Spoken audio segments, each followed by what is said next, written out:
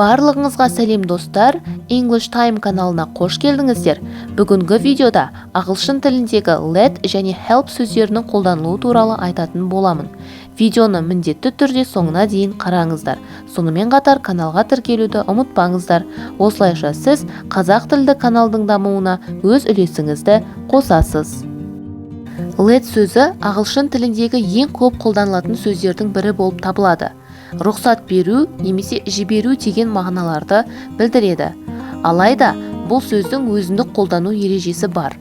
Егер де сіз let сөзінен кейін етістікті қолданыңыз келсе, абай болуыңыз керек. Себебі let сөзінен кейін бірден етістік қолданыла салмайды. Алдымен келесі мысалға назар аударайық. My father lets me drive his car.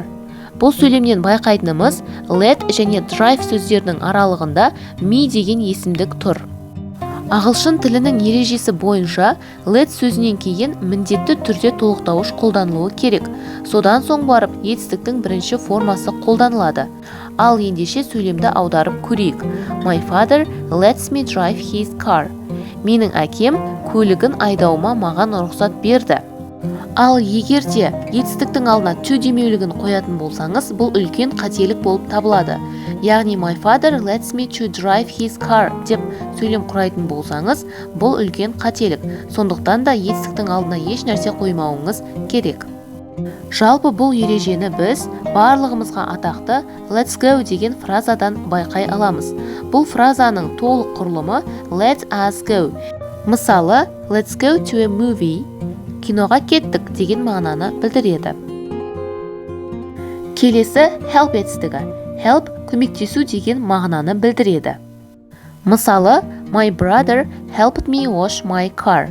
Менің ағам көлігімді жууға көмектесті деп аударылады. Бұл жерден байқайтынығымыз help және wash етістіктерінің аралығында me деген есімдік тұр.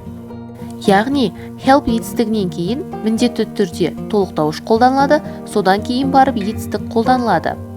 Бірақ, help етістігінен кейінгі қолданылған етістіктің алдына to демеулігін қолдана аласыз.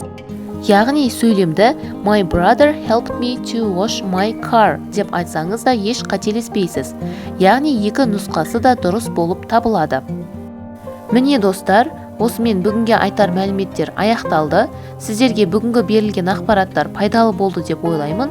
Егер де видео ұнаған болса, міндетті түрде каналға тіркеліп, видеоға лайк басуды ұмытпаңыз. Сонымен қатар, менің Instagram парақшама тіркелуді ұмытпаңыз. Осылайша сіз қазақ тілді каналдың дамуына өз үлесіңізді қосасыз. Ал қазірше сау болыңыздар.